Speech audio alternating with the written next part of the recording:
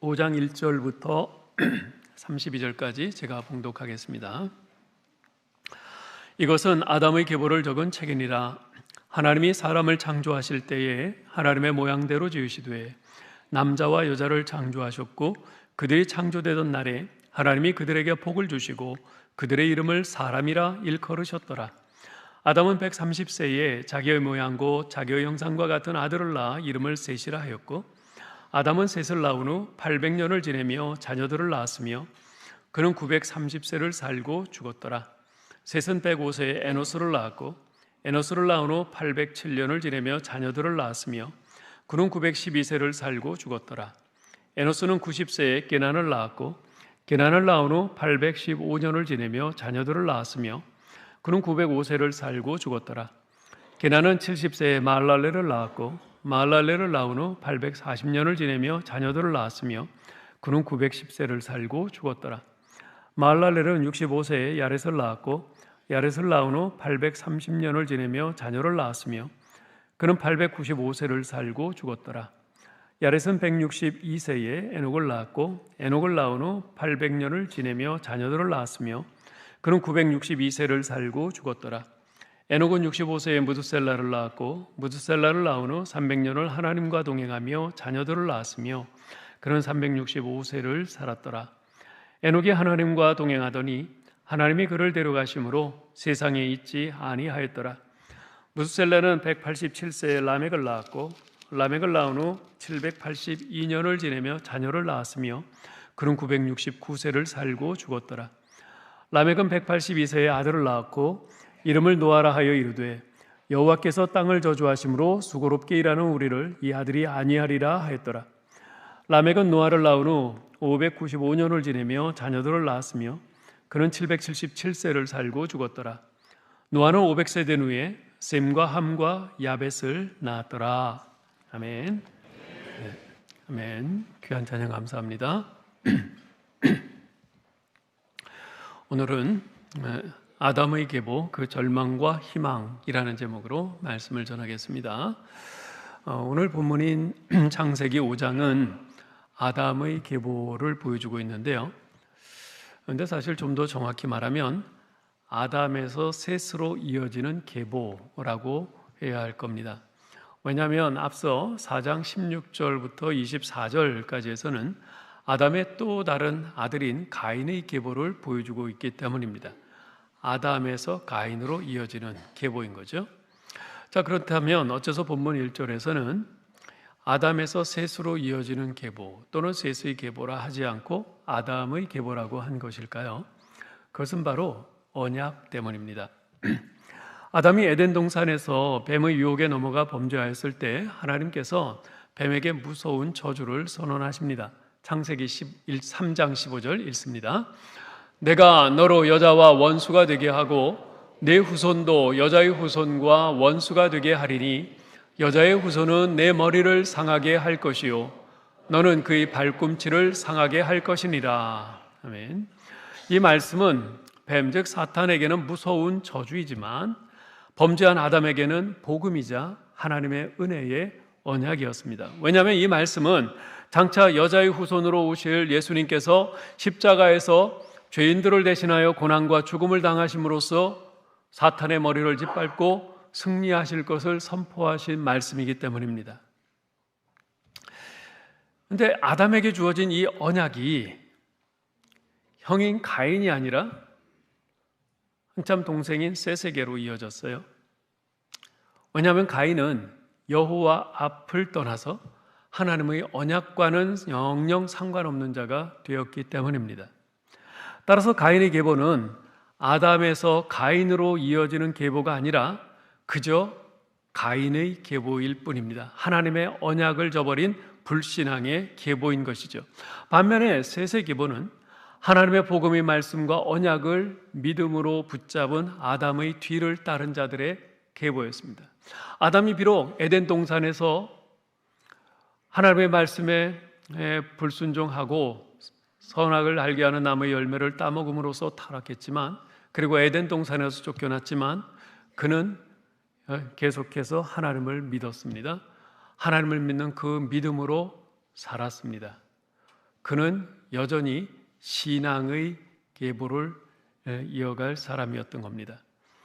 그래서 셋의 계보는 바로 그 아담의 신앙을 이어받은 신앙의 후손들의 계보인 겁니다. 그래서 성경은 그들의 계보를 셋의 계보라 부르지 않고 아담의 계보라고 부르는 것이죠.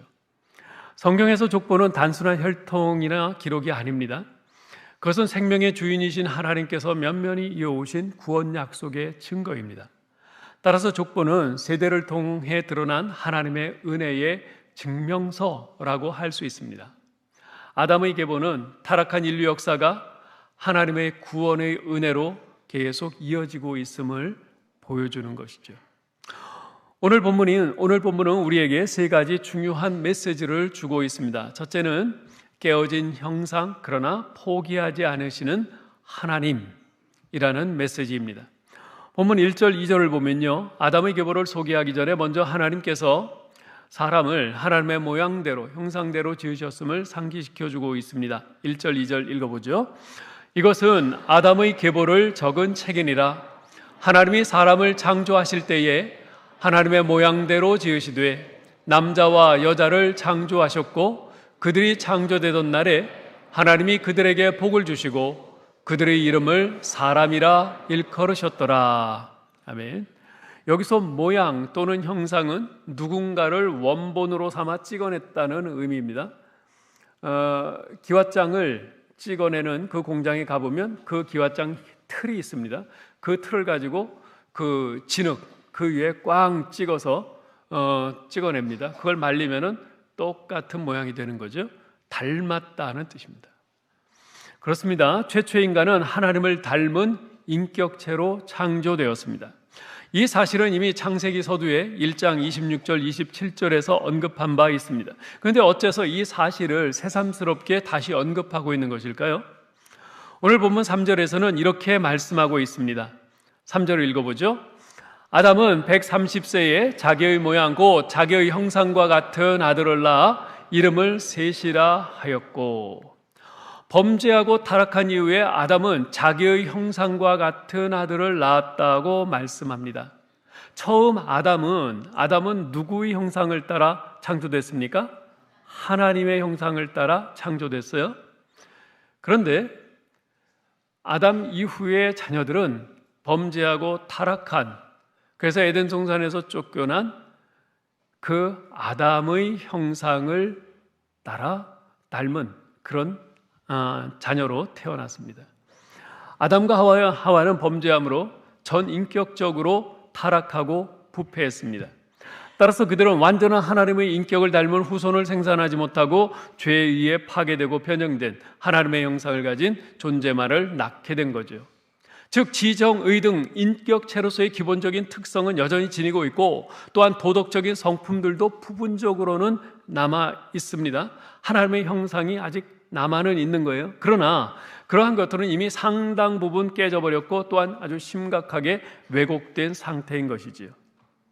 그래서 아담 안에서 태어난 자는 누구나 전인격적으로 부패하고 타락한 죄인들입니다. 우리는 절대적으로 스스로 구원받기에 무능한 존재들입니다.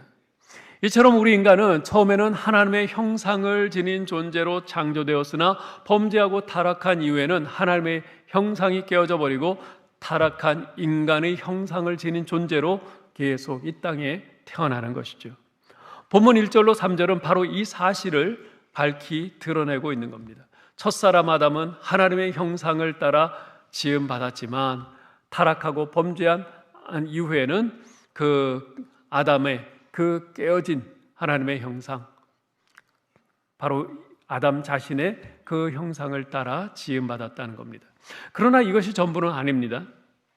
처음 창조될 때는 하나님의 형상을 따라 지음받았던 인간이 범죄하여 타락한 이후에는 타락한 아담의 형상을 따라 태어난다는 아주 이 지극히 당연한 사실을 새삼스럽게 기록하고 있는 것은 하나님께서는 그렇듯 하나님의 형상이 깨져버린 인간을 전혀 포기하지 않으신다는 것을 암시하고 있는 것입니다. 그렇습니다. 하나님께서는 당신께 불순종하여 범죄하고 타락한 인간을 결코 포기하지 않으십니다. 왜냐하면 그분은 상한 갈대를 꺾지 않으시고 꺼져가는 등불을 끄지 않으시는 자비의 하나님이시기 때문입니다. 우리가 하나님과 원수로 행하고 있을 때 그의 아들의 죽으심으로 우리를 하나님과 화목하게 하신 사랑의 하나님이시기 때문입니다. 하나님의 그 포기하지 않으시는 사랑과 자비 때문에 오늘 여러분과 제가 이 자리에 있을 수 있는 줄 믿습니다. 할렐루야. 네. 두 번째, 우리가 본문에서 받을 메시지는 우리 인간은 죽음의 저주 아래에 있는 절망적인 인생이라는 것입니다. 본문에서는 아담의 계보에 속한 후손들의 생애를 간략하게 기록하고 있는데요, 그들의 생애를 모두 동일한 패턴으로 기록하고 있습니다. 즉, A가 몇 세에 B를 낳았고 B를 낳은 후 몇 년을 지내며 자녀들을 낳았으며 몇 세를 살고 죽었더라 라는 패턴입니다. 모든 사람들이 이와 같이 낳고 살고 죽고를 반복합니다. 그래서 신학자들은요, 이 아담의 계보, 이 족보를 일컬어서 죽음의 족보라고 부르기도 합니다. 이 족보를 간단히 보죠. 아담이 130세에 셋을 낳았습니다. 그리고 930년을 살면서 자녀들을 낳았어요. 셋은 105세에 에노스를 낳았고 912세를 살면서 자녀들을 낳습니다. 에노스는 90세에 게난을 낳았고 자녀들을 계속 낳으면서 955세까지 살았습니다. 게난은 70세에 말랄레를 낳았고요, 그 후 910세까지 살면서 자녀들을 낳았습니다. 말랄레는 65세에 야렛을 낳았고 그 후에 895세까지 살면서 자녀들을 낳았습니다. 야렛은 162세에 에녹을 낳았고 그 후 962세까지 살면서 자녀들을 낳았죠. 에녹은 65세에 무두셀라를 낳았고 그 후 365세까지 살면서 많은 자녀들을 낳았습니다. 무두셀라는 187세에 라멕을 낳았고 969세까지 살면서 아주 가장 장수했죠. 많은 자녀들을 낳았습니다. 라멕은 182세에 노아를 낳았고 그 후 777세까지 살면서 자녀를 낳았습니다. 노아는 500세에 셈함 야벳을 낳았고 그리고 그 후 950세까지 살았습니다. 이런 아담의 계보의 후손들을 보면요, 거의 모두가 장수했어요. 무려 1000년 가까이들 살았습니다. 엄청 오래 살았죠. 1000년. 아무리 장수하고 싶어도 여러분 1000년까지 살고 싶으세요? 야, 지겨워서 어떻게 살아? 그럴 것 같아요. 그때는 뭐 인터넷이 있습니까? 핸드폰이 있습니까? 뭐 TV가 있습니까? 뭐 지금 재밌는 것들 없잖아요. 아무튼 그때는 모두 엄청 살았어요. 오래 살았어요. 그러나 그들의 생애는요, 에녹을 제외하고는 모두 다 죽었더라 라는 말로 끝을 맺습니다. 이는 모든 인생이 죽음의 저주 아래 있음을 보여주는 것입니다. 여러분, 이 땅에서 장수하며 오래 살았다고 자랑할 것 없습니다. 시기의 차이만 있을 뿐 우리 모두는 서로 앞서거니 뒤서거니 하면서 죽음을 향해 달려가고 있기 때문에 그렇습니다. 이 땅에서 아무리 대단한 업적을 쌓고 내가 많은 것을 성취하고 많은 것을 누리며 즐겁게 살고 있다고 자랑할 것 없습니다. 어느 날 밤 캄캄한 어둠 속에서 소리 없이 날아드는 비수처럼 죽음은 불현듯 나타나서 우리의 멱살을 잡고 끌어갈 것이기 때문입니다. 그렇습니다.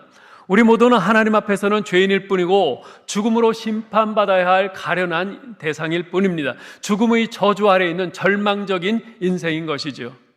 이처럼 죽음은 아담의 죽음 이후로 인간이 절대 극복할 수 없는 아주 절대적인 한계입니다. 따라서 우리는 이 죽음을 극복할 수 없음을 인정하고 죽음을 대비하는 삶을 살아야 합니다. 어떻게 대비해야 할까요? 프랑스의 실존주의 철학자인 장폴 사르트르는 이런 말을 했어요. 인생이란 B와 D 사이의 C이다. 여기서 B는 birth, 출생을 말하고요, D는 death, 사망을 말합니다. C는 choice, 선택입니다. 즉 인생이란 출생과 사망 사이에서 수많은 선택들을 해가며 살아가는 것이다. 그게 인생이다 라는 거예요. 정말 그렇죠. 우린 태어나서 죽음이라는 종착역을 향해 가면서 매일 하루에도 수없이 많은 선택들을 하면서 살아가고 있습니다. 여러분, 오늘 아침에 이렇게 나오시면서 오늘 교회 가는데 무슨 옷 입고 갈까? 생각하고 선택하셨잖아요. 그죠? 저도 마찬가지예요. 오늘 무슨 넥타이 매지? 넥타이 쫙 보면서 선택을 했어요. 사실 제가 선택한 게 아닙니다. 아내가 오늘 성찬식 있으니까 빨간 거 매세요. 선택을 아내가 해줘서 그걸 선택했습니다. 자, 그렇다면 죽음을 대비하는 선택은 과연 뭘까요? 요한복음 11장 25절 26절에서 우리 주님께서 이렇게 말씀하셨습니다. 읽어보죠. 예수께서 이르시되 나는 부활이요 생명이니 나를 믿는 자는 죽어도 살겠고 무릇 살아서 나를 믿는 자는 영원히 죽지 아니하리니 이것을 내가 믿느냐. 아멘. 그렇습니다. 죽음의 저주 아래 있는 인생이 살 길은 오직 하나, 바로 부활이요 생명이신 예수 그리스도를 믿는 것입니다. 여러분 진정으로 부활이요 생명이신 예수 그리스도를 여러분의 유일한 구원자로 믿으십니까? 여러분에게 이 믿음을 주신 분은 하나님이십니다. 하나님께서 이 믿음을 여러분에게 선물로 주셨고 여러분은 이 믿음을 받기로 선택을 했습니다. 잘하신 겁니다. 정말 잘하신 겁니다. 이것은 여러분의 일생에서 여러분이 가장 잘한 선택입니다.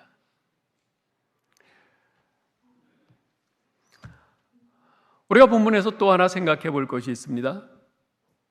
이처럼 죽음의 굴레 아래 갇혀 사는 절망적인 우리 인생인데, 그렇다면 이런 우리 인생에는 희망이 없는 것일까요? 있습니다. 그 희망은 하나님과 동행하는 삶에서 옵니다. 낳고 살고 죽었더라 라는 절망적인 인생의 패턴이 반복되고 있는 아담의 계보에서 우리의 눈이 번쩍 띄어지게 하는 두 사람이 있습니다.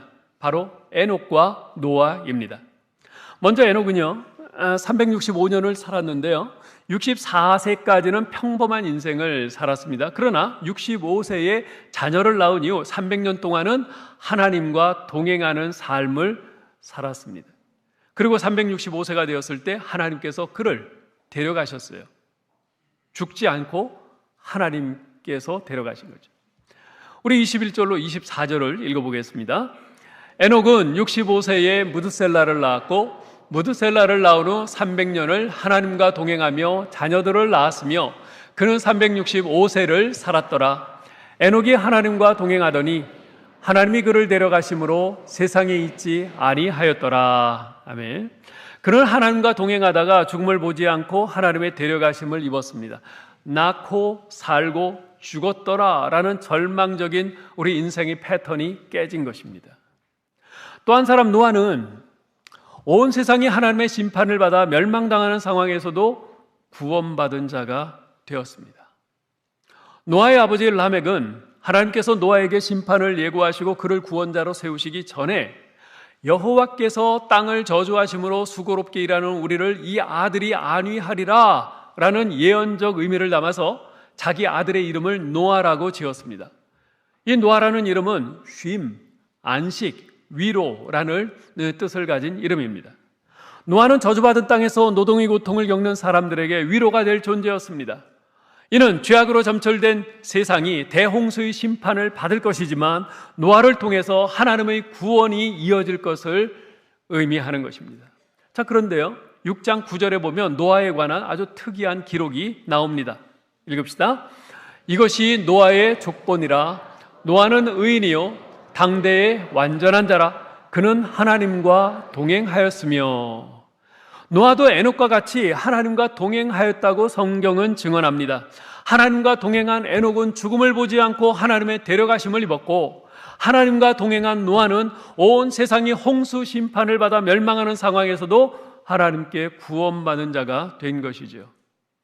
자, 그렇다면 에녹과 노아가 살았던 그 하나님과 동행하는 삶이란 말의 의미는 무엇일까요? 다음 주에 이에 대해서 좀 더 자세히 말씀드릴 텐데요, 오늘은 기본적인 의미만 간단히 말씀드리겠습니다. 히브리서 11장 5절 6절에서는 에녹에 관해 이렇게 말씀합니다. 읽읍시다. 믿음으로 에녹은 죽음을 보지 않고 옮겨졌으니 하나님이 그를 옮기심으로 다시 보이지 아니하였느니라. 그는 옮겨지기 전에 하나님을 기쁘시게 하는 자라 하는 증거를 받았느니라. 믿음이 없이는 하나님을 기쁘시게 하지 못하나니 하나님께 나아가는 자는 반드시 그가 계신 것과 또한 그가 자기를 찾는 자들에게 상 주시는 이심을 믿어야 할지니라. 아멘. 히브리서 기자는 에녹이 죽음을 보지 않고 옮겨지기 전에 하나님을 기쁘시게 하는 자라 하는 증거를 받았다고 말합니다.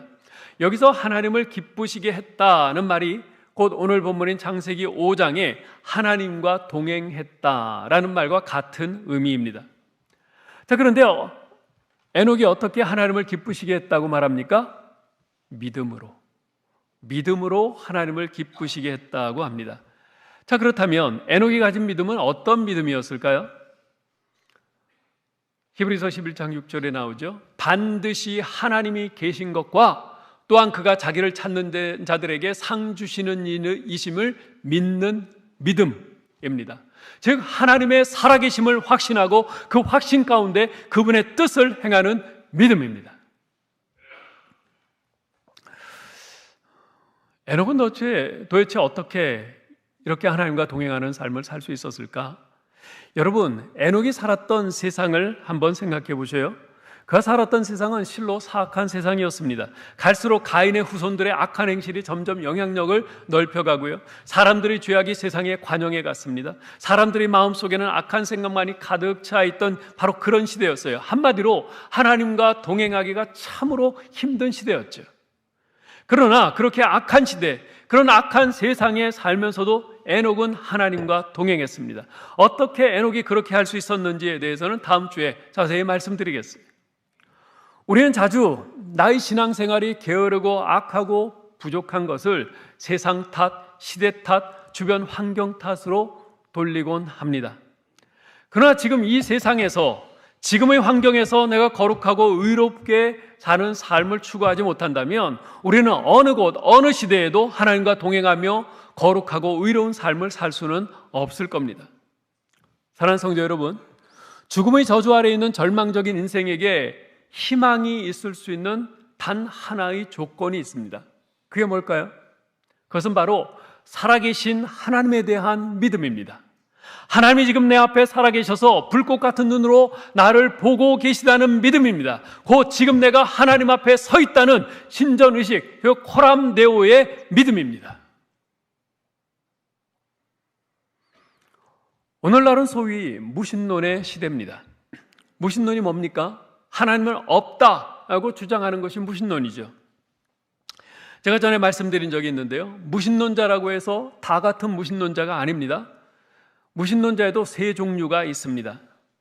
첫째, theoretical atheist, 이론적인 무신론자가 있어요. 이것은 하나님은 없다라는 신념을 가지고 아예 하나님의 존재 자체를 부정하는 사람입니다. 둘째, partial atheist, 부분적 무신론자입니다. 성경이 말씀하는 하나님의 모습 가운데 어떤 것은 믿고 어떤 것은 믿지 않는 겁니다. 예를 들면 예수님 당시에 사두개인들이 그랬죠. 그들은 모세 오경은 믿었어요. 그런데 구약의 다른 성경들은 믿지 않았습니다. 이 사두개인들은 부활도 믿지 않았고요, 천사도 믿지 않았어요. 그들은 자기들이 믿고 싶은 것만 성경에서 골라가지고 믿는 거죠. 이런 사람들은 부분적인 무신론자예요. 그 다음에 practical atheist, 실천적인 무신론자가 있습니다. 하나님의 존재, 능력, 행하심 등 성경에 써 있는 대로 다 믿어요. 그런데 실천하는 삶은 살지 않는 사람입니다. 예수님 당시에 바리새인들이 그랬죠. 그들은 성경에 써 있는 대로 하나님에 대한 거 다 믿는다고 그래요. 철저하게 믿는다고 그래요. 그런데 실제로 겉으로 외식적인 행동만 할 뿐 실제로 그 말씀을 따라 순종하며 살지는 않았어요.